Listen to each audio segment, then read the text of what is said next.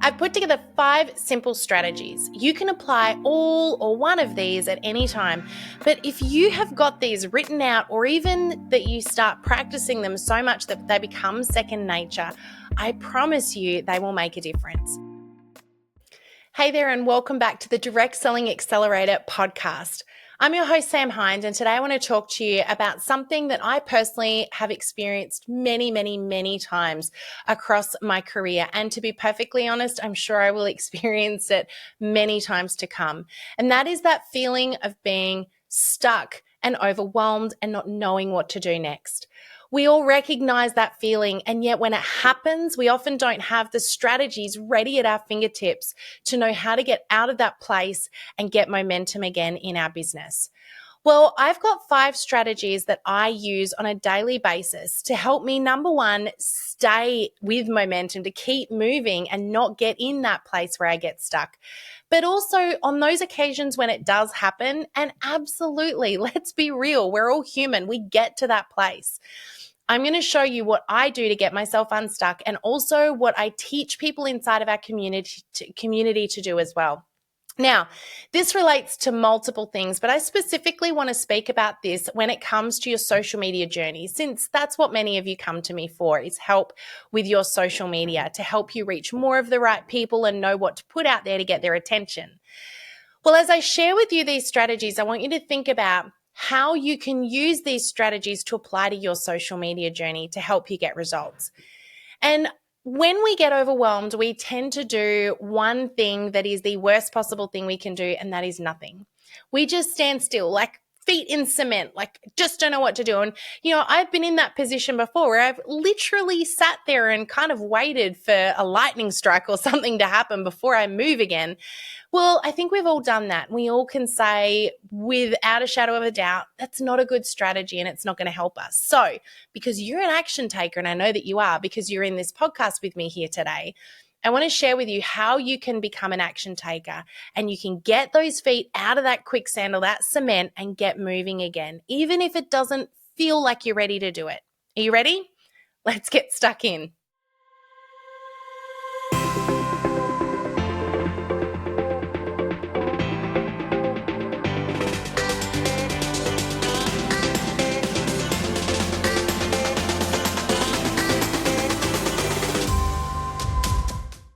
Okay, I've put together 5 simple strategies. You can apply all or one of these at any time, but if you have got these written out or even that you start practicing them so much that they become second nature, I promise you they will make a difference, because they've made a difference in my life time and time again. And I can tell you they also help many of the people who I get the honor and privilege of mentoring and coaching inside of our community as well. The first one is this. And I've stolen this one from one of my very own mentors, Tony Robbins. I love this. I remind myself of it frequently, and I'm going to remind you of it now. And that is this. We don't need to move a mountain. We only need to make a 2mm shift right now in order to get the momentum that we want. Now, I love the analogy that he uses, and I use it often. And as soon as I say this, that people are like, yes, I totally get that now.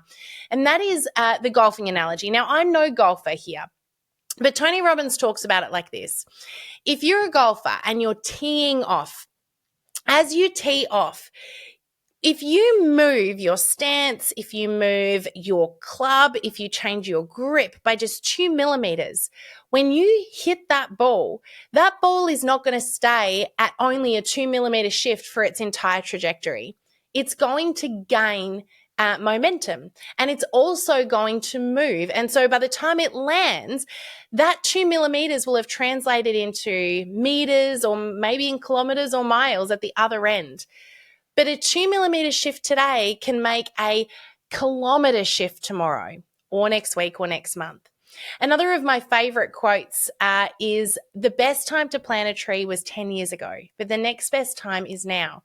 Because we all know that as that tree grows, we get the fruit from that tree, but we have to have it in the ground and we have to start that momentum now.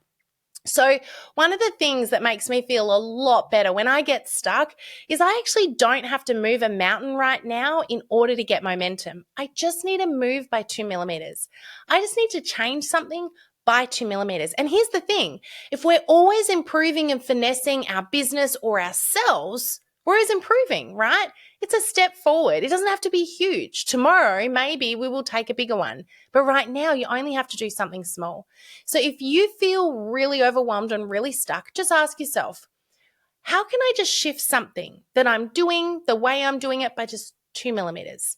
How do we just improve something by 2 millimeters? How do we change something by 2 millimeters? Because it won't be 2 millimeters tomorrow. The next one is this. So that's number one, is the 2 millimeter shift, the principle of the 2 millimeter shift. The next one is the one thing. This is my next go-to. And this is really important again, because I think when we get like the list, the overwhelming list of all of the things I've got to do, when you've been to a conference or done a training, this can often happen. And I'm always very wary of this when I'm teaching people, is I don't want them to come out the other side going, oh, there was so much stuff. What do I do next? I've got all these notes and I don't know which one to implement first. I want you to always have one thing that you implement. Now, when I get overwhelmed or I feel stuck, the first thing I'll ask myself is, what's the one next thing that I could or should do right now? Not what's the whole list. Just forget the list. What's the next one thing? Now, just thinking about this, I want to also break this down a little bit differently for you as well, because you can be proactive with this part of the process. Inside of the Rise Up Inner Circle, a beautiful group of business builders that I mentor twice a week, I get them to be proactive with this thing, because you can get really stuck with this if you haven't done a process in the lead up.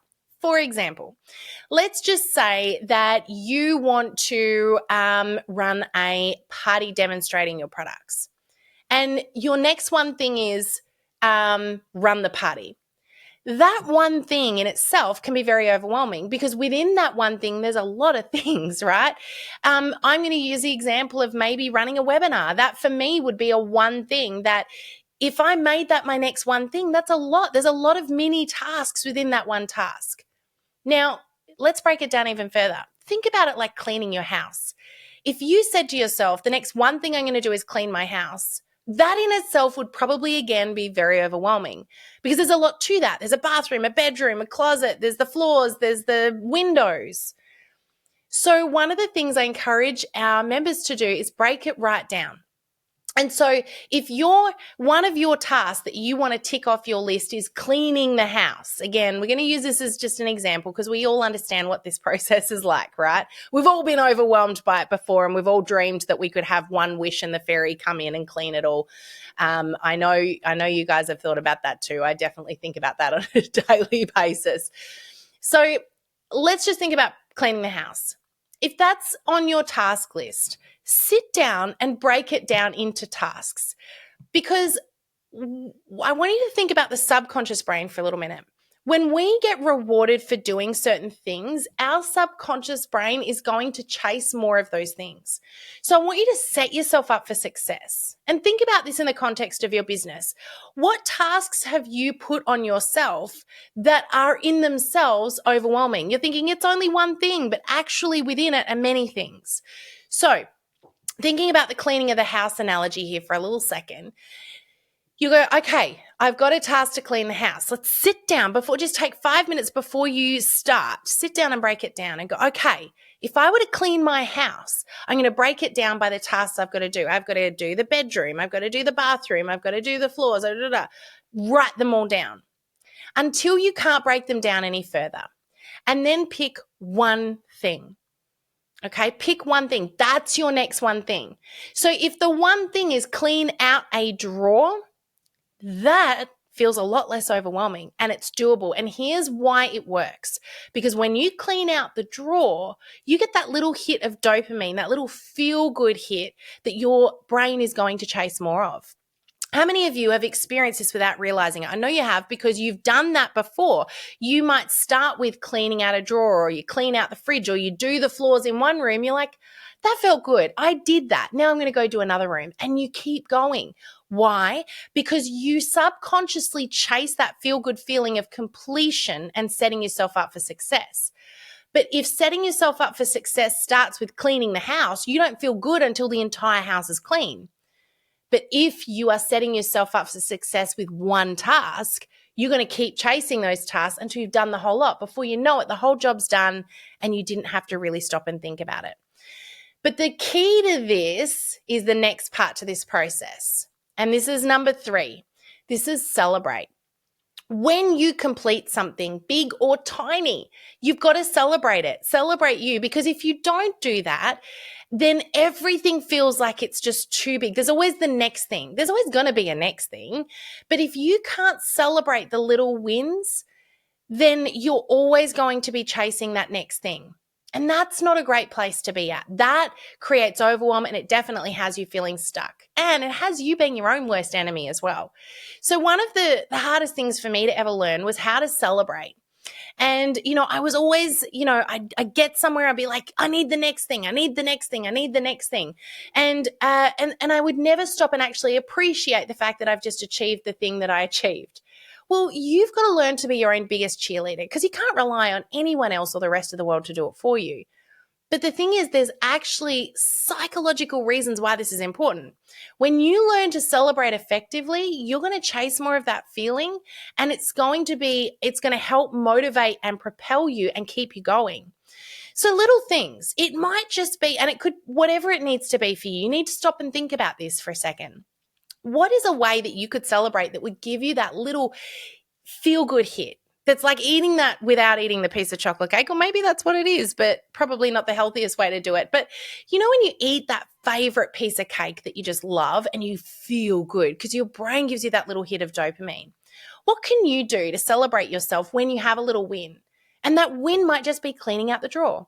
It might be making that phone call. It might be following up that lead. It might be booking that party in. It might just be creating the event on Facebook. It might be putting a new post up.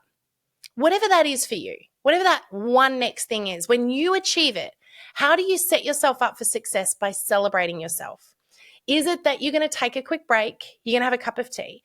Is it that you are going to just do a little fist pump? Maybe you're going to put on one of your favorite songs. What could you do? Do you know what? I know people who get out a star chart like they had in school, and they give themselves a star. And every time they get to 10 stars, they take themselves to do something that they really want to do, like go for a little massage or get a nail treatment done, or, reward themselves in some way.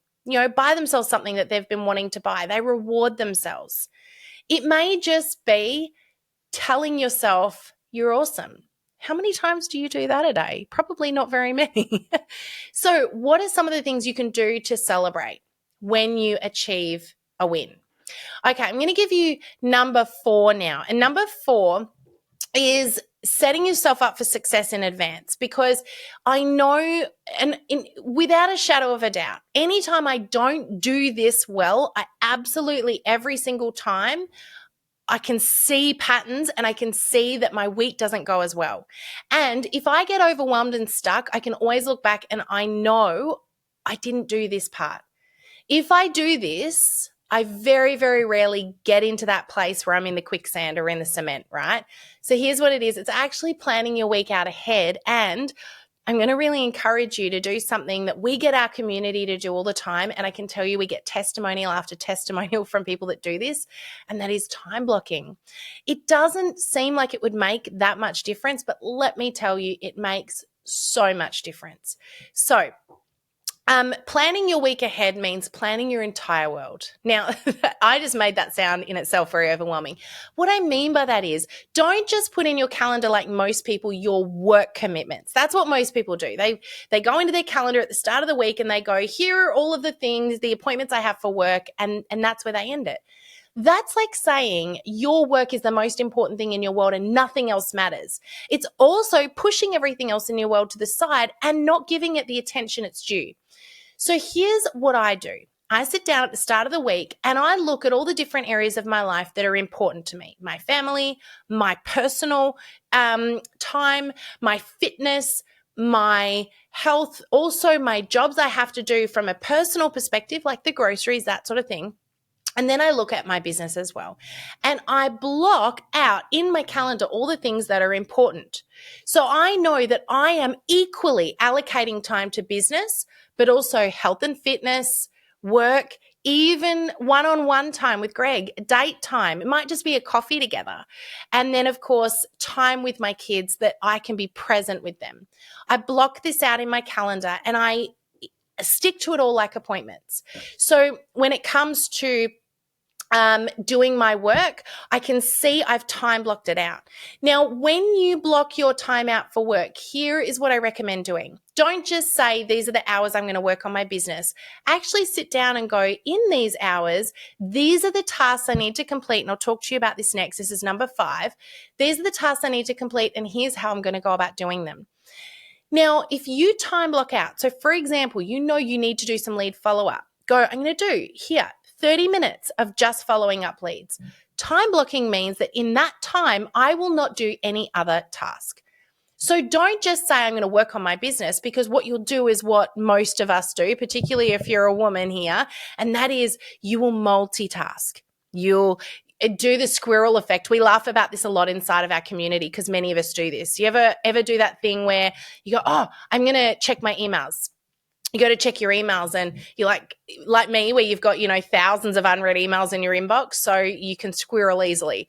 You see an email, you're like, oh, I had to respond to that person. You start responding to them. And then as you're responding to them, you realize that person really needed a cheat sheet that you promised to send them. So you go, you look at the cheat sheet, and then you realize, oh my gosh, that's right. I needed to get something printed out. And you go to the printer to get the thing that you printed out. And on top of the printer, you see there's a coffee cup that you forgot to put back in the kitchen. So you take the coffee cup to the kitchen. You get to the kitchen. You realize, oh, that's right. I forgot to put the cereal away this morning. So you put the cereal away. And then you realize, I should put a load of washing on while I'm out here. And then before you know it, your phone's in the fridge and your computer's in the laundry, and you've totally forgotten what you were doing. That's a very extreme example, I know, but we all do it, the squirrel effect, which is you try to do everything and you end up doing nothing. And what happens? 2 hours later, you wake up and go, what was I doing at the start of this time? I was supposed to be checking my emails, and I checked one email and then I got distracted doing something completely different. So what you're better off doing is the following. If you're anything like me and multitasking does not serve you, which for most of us it doesn't, then try time blocking. And this is what it looks like. You block out 30 minutes on a task and you don't do any other task during that time. So what I'll do is I'll actually set an app on my phone. I love the Tide app. It's got a whole bunch of different white noise, music and things you can play, and you can set a timer. You set it off to the side. It's got like ocean noises or rain on the roof or whatever, so that you can have that white noise going. And then as soon as your 30 minutes or 20 minutes or 15 or whatever you've chosen to do is done, then the alarm goes off. You have a little quick 5-minute break, celebrate, because remember, you're going to celebrate the things, and then you move on to the next thing you've time blocked for. So whatever it is that you need to get done in your business, you are fully focused during that time. Don't forget as well, if you plan your calendar out, you also add in the other important things. Your exercise, for example, critically important to include, because otherwise it will always get pushed to the back and never actually get the priority that it deserves. Quiet time with your kids or present time with your kids. That's important. Don't just say nighttime is family time. Actually log it into your calendar, because you're mentally acknowledging that this is an important part of my week. It might be date time. I often will have a coffee with my husband scheduled into my calendar. Even if it's a coffee at home, I don't even mean one I have to go out and pay for, but we will schedule little moments like that in, because we're saying these times matter. So plan your week ahead, and that's going to allow you to set yourself up for success so you don't get stuck and you don't get in the quicksand, right? The last one is this. This one is also a proactive one, but you can do this if you get stuck as well. And that is to set yourself up for success by setting yourself 3 goals for the day that you're going to achieve. Now, this sounds like it's not that big a deal, but let me tell you, this is an absolute game changer. If you sit down and you go, okay, here's what I need to get done today. I've got these 3 things I'm going to achieve, and I know I can achieve them, and I'm going to write them down. I'm going to acknowledge them. When you get to the end of the day and you've achieved those 3 things, you're celebrating, right? If you do what most people do, which is create a big, long to-do list, and you get to the end of your day and you've ticked off 1, 2, if any of those things, you're going to feel overwhelmed and like a failure. So forget the to-do list for a moment. That can sit off to the side. I've got some other strategies with that I can tell you are game changers. But for right now, I want to talk to you about the 3 things to set yourself up for success every day. When you begin your day, or let's say you've just done a reset. Let's say you're listening to this podcast and right now you're feeling overwhelmed and like you're in that quicksand and you're like, right, I really need to finish this day strong. Sit down right now and think to yourself, what are 3 things that I can achieve by the end of the day? No questions asked.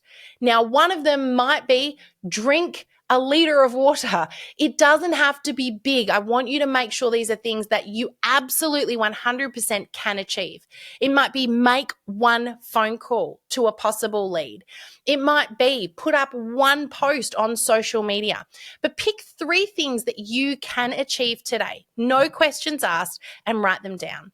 Now, if you're uncertain if that thing can be achieved, it might be a little bit big. It might not just be cleaning out a drawer. It might be cleaning the whole wardrobe out.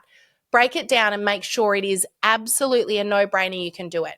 So if you're unsure that you can do the whole wardrobe today, just write down one drawer. That's all you're going to put down on paper because you need to set yourself up for success. You will subconsciously chase that feeling. So 3 things. Every day, set 3 small goals that you're going to achieve that day. This becomes habit. And what happens is that every day you are setting yourself up for a successful day. Who's ever felt that feeling of getting to the end of the week and you're like, I've been busy all week and I feel like I've achieved nothing? That's going to happen if your to-do list is what you're measuring yourself by. So instead of that, set yourself up for success with 3 small things each day that you're going to achieve. And I promise you'll get to the end of the week and you'll be blown away by what you can do. Because suddenly you're chasing that feeling of, I've got this, rather than that feeling of, I don't even know where to start. So I'm going to go back and go over these 5 things again for you. Like I said, you don't need to use them all. You might use one, you might use all 5.